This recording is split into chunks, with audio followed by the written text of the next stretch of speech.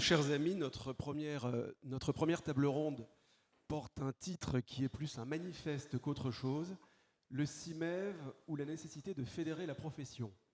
Vous remarquez que ça n'est pas une question, mais une affirmation, le CIMEV ou la nécessité de fédérer la profession.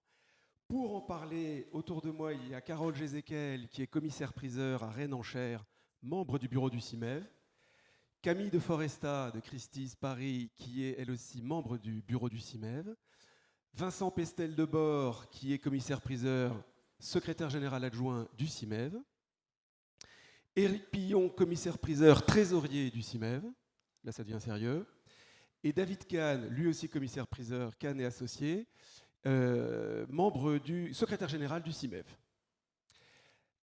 Trois messieurs en costume et en cravate, comme tenait à le dire le président Osna.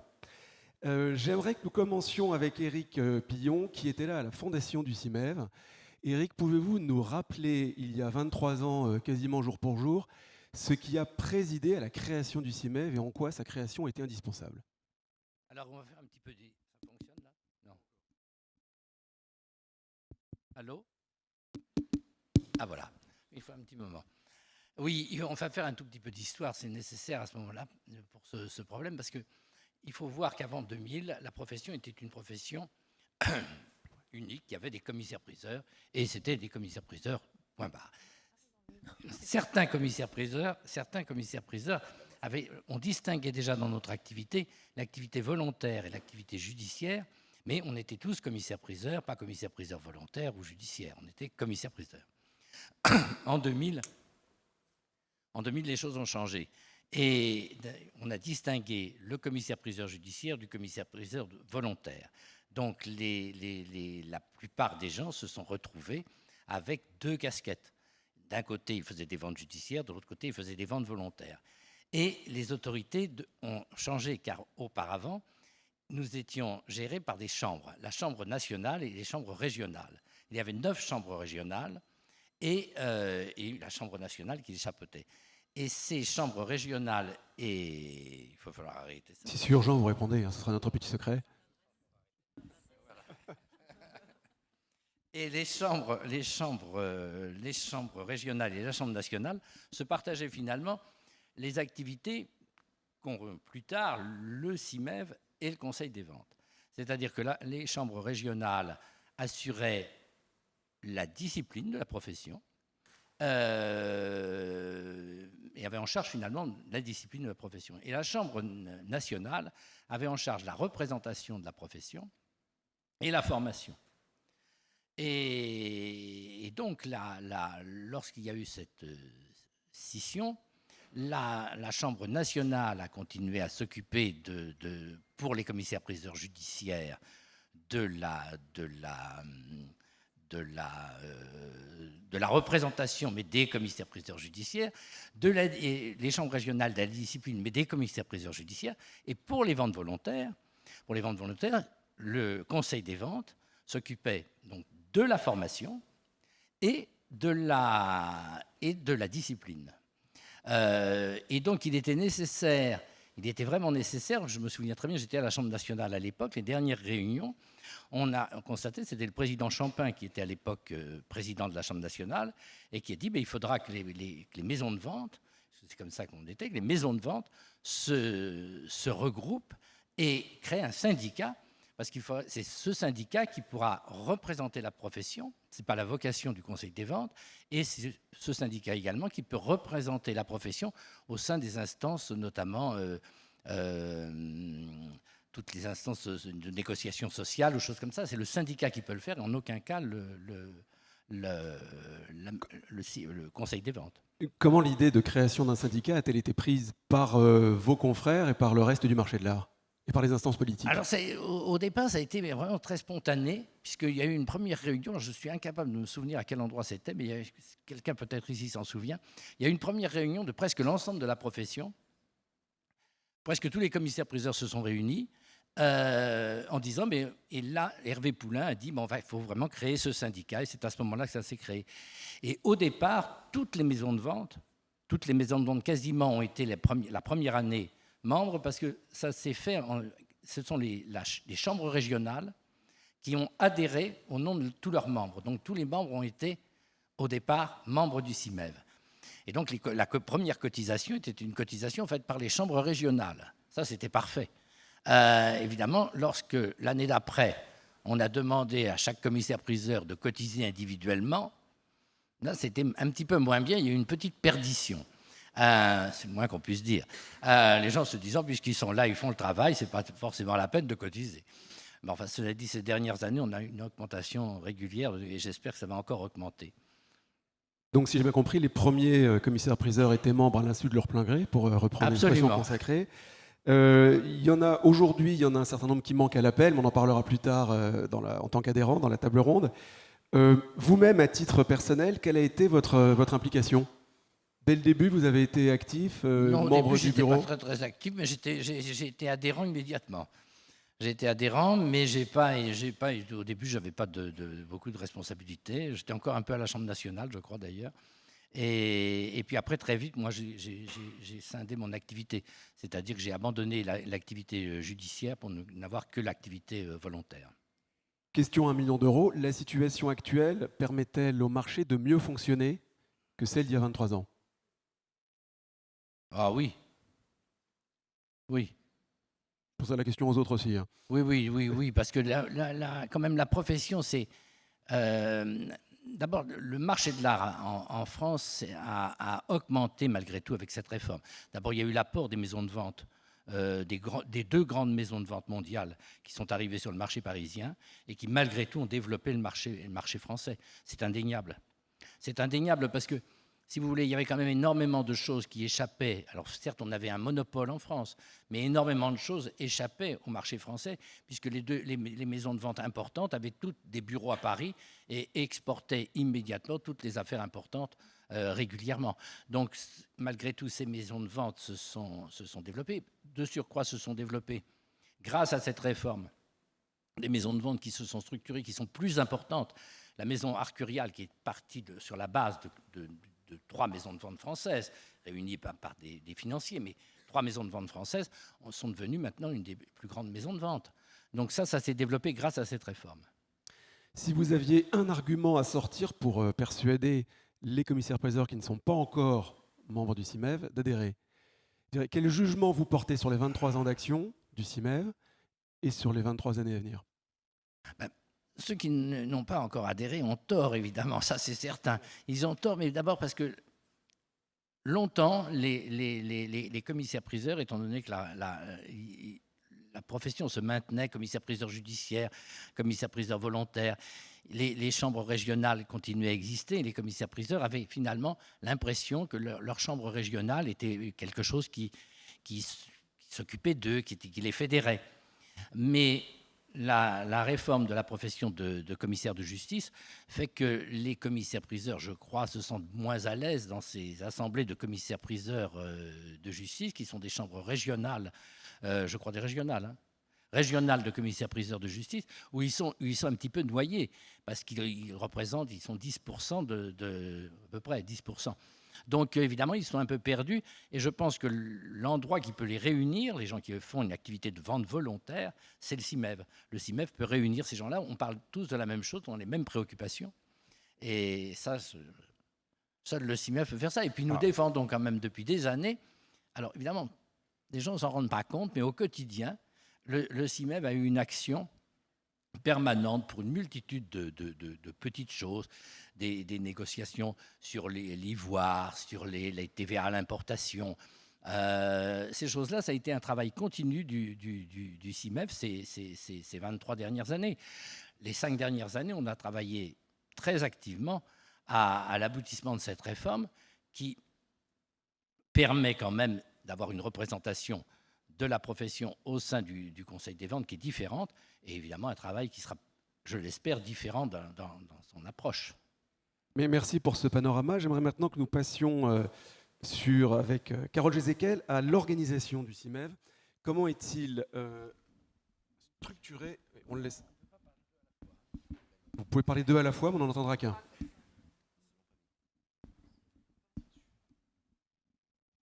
Voilà, on est bon. Carole, comment le CIMEV est-il structuré dans son organisation Alors, en termes de bureau, en termes de conseil d'administration, en termes de bénévoles? Alors ça Pour ceux qui ne fonctionne comme un connaissaient pas. syndicat, mais je voulais surtout dire la chance qu'on a aujourd'hui d'être réunis ensemble avec tous ces acteurs du marché de l'art qui font le marché de l'art grâce au CIMEV.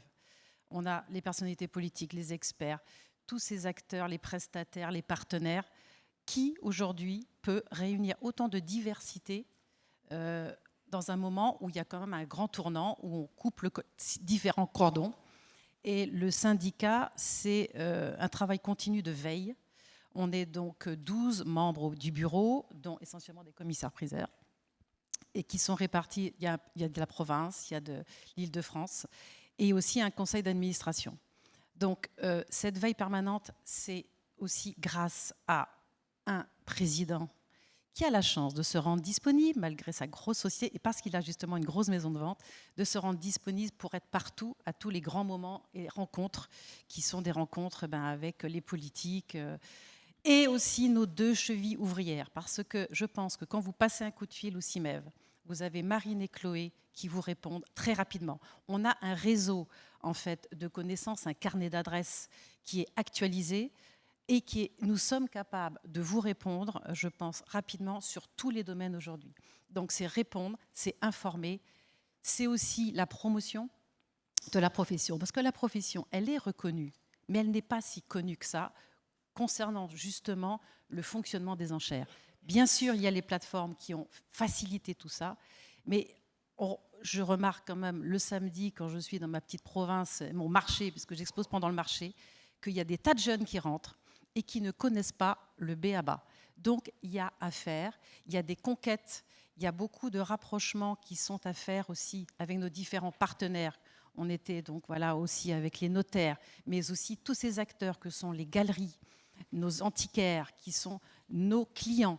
Donc, plein de rapprochements à faire. Donc, j'invite surtout les jeunes qui ne savent pas ce que ça représente, qui ont les acquis de tout ce travail depuis 5 ans, avec tous ces conseillers qui nous soutiennent et qu'on est obligé de payer quand même. Donc, on n'est pas assez nombreux. Et surtout, moi, j'attends des jeunes qui nous exposent leurs problématiques, leurs attentes. On est tout à fait ouvert à des commissions, à des ateliers de travail. Je suis allée voir, parce que je fais passer l'examen aussi, j'ai la chance d'être au jury donc du conseil des maisons de vente. Eh bien, je les invite. Ils n'osent pas peut-être nous déranger, mais surtout, n'hésitez pas. Marine et Chloé sont là. Et on a vraiment tout un terreau de connaissances. Alors, puisque nous sommes entre nous, on dit toujours qu'avant c'était mieux.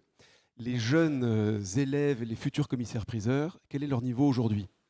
Eh bien, moi, je les trouve très talentueux, puisque cette année, je pense que Quentin Loiseleur est là, qui nous représente le Conseil des maisons de vente. Il y a eu, je crois, sur 34 ou sur 35, 34 reçus. C'est bien ça? Voilà. Donc, vous voyez le talent. Donc bravo, s'ils sont là, en tous les cas, on les applaudit, j'espère qu'ils sont là. C'est vrai que ces talents représentent l'avenir, mais est-ce qu'ils sont suffisamment armés, surtout quand j'ai remarqué qu'ils avaient tous envie de s'installer, parfois entre eux, entre jeunes générations, et c'est très très bien. Ils sont donc très talentueux, mais je pense qu'il y a une transmission à faire entre les anciens et les nouveaux à travers le CIMEV, parce que vous allez être un petit peu perdus dans la nature. Vous avez du talent, des idées, mais il y a de telles contraintes aujourd'hui, de telles transitions, où en fait on peut être perdu et peut-être être sécurisé avec le CIMEV et avoir d'autres conquêtes à mener. Venez avec nous, rejoignez-nous, on vous attend. Et si vous voulez vous exprimer, n'hésitez pas, si vous avez des questions. Oui, voilà. S'ils veulent prendre la parole, ils sont les bienvenus. Le nombre d'adhérents et le montant global aujourd'hui de leur cotisation suffit grosso modo à faire tourner le CIMEV. Est-ce qu'il y a vraiment un besoin? Est-ce que vous ferez plus avec plus de cotisations, donc un budget étendu? Oui, puisqu'il n'y a que 2 permanentes et que des bénévoles, qui sont des actifs, très actifs, des commissaires-priseurs, qui viennent de province. Donc c'est vrai que pour créer des commissions, des ateliers, des rencontres, des ateliers de travail, peut-être des formations spécifiques, il faut quand même plus de monde déjà, et plus finalement de jeunes impliqués dans des commissions. Donc, et surtout nous faire remonter les nouvelles problématiques qu'ils rencontrent. Donc il faut plus d'adhérents. Donc si je comprends bien, le CIMEV a une mission descendante et ascendante dans la transmission. Voilà, on les attend là. voit aujourd'hui là. Donc, je les invite à nous poser leurs questions et surtout à adhérer parce que tous les acquis d'aujourd'hui, qui sont très nombreux, voyez, aujourd'hui, on peut faire les inventaires de fiscaux en volontaire, on peut vendre des biens incorporels. Il y a plein de conquêtes encore à mener et on va avoir besoin d'eux, pas que de leur adhésion, mais aussi de leur investissement voilà, humain. Dans le genre conquête à mener, on reproche souvent aux commissaires-priseurs français d'avoir une vision trop, justement, franco-française du marché, alors que la profession aujourd'hui, le président Oznin l'a rappelé, est par nature internationale, ne serait-ce qu'avec les clients. Est-ce qu'il ne faudrait pas commencer déjà par une échelle européenne ? On l'oublie peut-être. Et quel est le rôle du CIMEV là-dedans ? Et je pose la question vraiment à tous les 5. On peut commencer par une échelle nationale, régionale. Il y a quelques mois, j'ai su fédérer d'autres confrères de Bretagne pour effectuer une vente ciblée alors que nous sommes tous concurrents. Nous avons justement, et donc Marie Lebotte-Montrance à l'Orgenchère et également Thierry Lanon et associés, nous sommes très concurrents et nous avons réussi à faire une vente ensemble en multipliant, en mutualisant nos frais et la communication et autres. Donc c'est-à-dire on peut le faire en régional, en national. Quand je vais faire des voyages en Europe, eh bien, je vais souvent visiter les maisons de vente qui ont l'air très ouvertes pour faire des partenariats ensemble et j'ai peut-être des contacts prochainement. Donc, tout est à faire. Sortons de nos chapelles. C'est bien parce que je suis bretonne que je dis ça. Voilà. Les autres ont peut-être un avis sur la partie européenne. Je ne sais pas, sur le fait du rapprochement européen. Simplement redire ce que Eric disait tout à l'heure. En fait, vous pouvez pas. Enfin, si vous avez bien mesuré combien le Brexit a eu un impact fort sur la force de la France et la force de Paris et des régions, je pense. Je crois que vous allez avoir de plus en plus de vendeurs hors France qui vont vouloir venir vendre ici, dans ce pays qui est de plus en plus puissant, enfin qui retrouve ses lettres de noblesse, parce que l'Angleterre, c'est devenu vraiment absolument impossible. Moi, je le vois tous les jours chez Christie's, on a pris des parts de marché énormes et je vois que ça jaillit très clairement à Drouot, à Paris, et ça sera sans doute l'occasion peut-être de créer des ventes de spécialités dans certaines régions, des choses qui vous amusent et de devenir l'acteur européen. Je crois que là, la voie est vraiment ouverte. Non, je ne suis là que pour stimuler les nouvelles cotisations. Oui, et au niveau européen, le programme.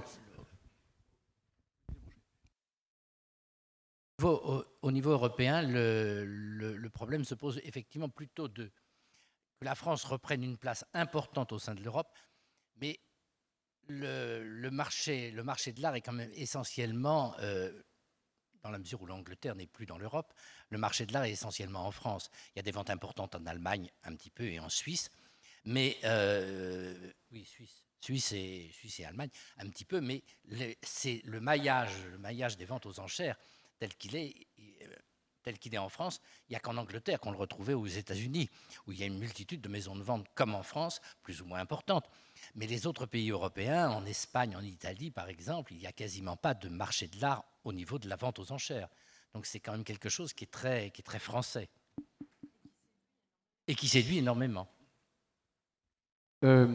Camille, vous travaillez chez Christie's, oui. Donc une grande maison s'il en est, l'un des géants mondiaux des enchères. Du luxe. Voilà. En quoi Christie's a besoin du CIMEV ? Alors, vous avez compris, je crois tous, que là, on est dans une opération séduction violente. J'espère que ça va marcher. Alors moi, on m'a dit... C'est assumé. Comment ? C'est pas sûr, ça va marcher, j'en suis sûre. On m'a dit, viens montrer la diversité de la profession, vous dire qu'on est tous dans le même bateau. C'est vrai, en fait, c'est vraiment vrai.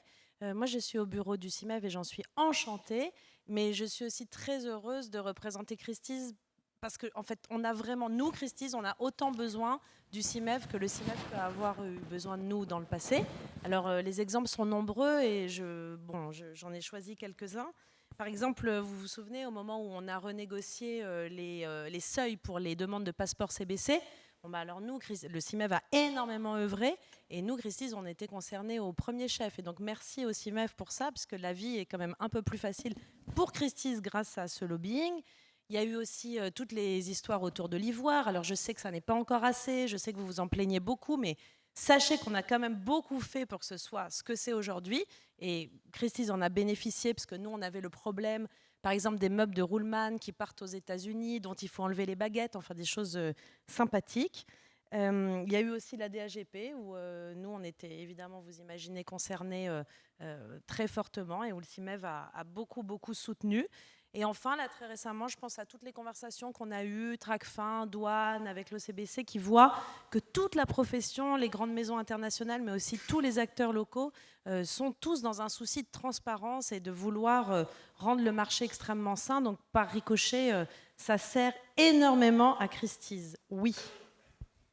Il n'empêche que les problèmes que vous rencontrez au quotidien ne sont pas les mêmes que ceux que rencontrent les petites maisons de vente ou les commissaires-priseurs indépendants, pour reprendre l'expression de Carole, au fond de leur petite province. Alors, déjà, on dit les régions, Laurent, maintenant. On ne dit plus la province. Les territoires. Les territoires. Je n'ai fait que citer votre consoeur. Bon, moi, je suis provinciale, quand même, pur jus. J'ai grandi, mon modèle de commissaire-priseur, c'était Maître Ours. Donc, vous voyez, je ne suis pas sectaire. Voilà, une maison d'une taille modeste, mais qui, moi, me semblait une très grande maison à l'époque. Et vous savez, en fait... Alors, moi, ma spécialité, c'est l'art d'Asie. Donc, c'est une spécialité dans laquelle on est beaucoup amené à aller dans les territoires. Je suis en compétition encore aujourd'hui, souvent avec vous dans la salle. Et quand vous gagnez, parce que ça arrive, j'en suis très heureuse parce que ça montre encore une fois combien notre métier est un beau métier et combien l'ancrage local, le commissaire-priseur de famille, celui en qui on a confiance depuis des générations, est vivace. Donc nous, ça nous arrive de perdre des dossiers, particulièrement en art d'Asie contre vous. Donc en fait, nos enjeux sont tous on a les mêmes, trouver des beaux objets à vendre. Mais je crois quand même qu'on est, on est quand même conscient, même dans une maison comme Christie's, on a des enjeux communs.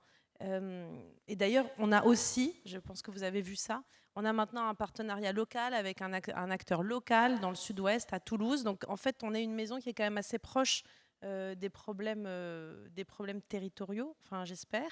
Et pour faire un cercle vertueux, comme le disait Carole, il y a quand même des informations que Christie's peut détenir, enfin je dis Christie's, mais toutes les grandes maisons internationales, enfin les deux, et qui peuvent servir en fait, et qui peuvent vous servir aussi, évidemment en toute confidentialité, mais on peut aider dans tout ce qui a un rapport avec le développement des ventes en ligne. On a quand même une expérience, on a été un peu pionnier, on a expérience de certains clients extrêmes hors France, hors Europe, qui peut parfois être un petit peu vertigineuse, et on peut conseiller. Et tout ça, ça passe par le CIMEV, parce qu'au bureau du CIMEV, voilà, il y a tout le monde, il y a un peu de chacun.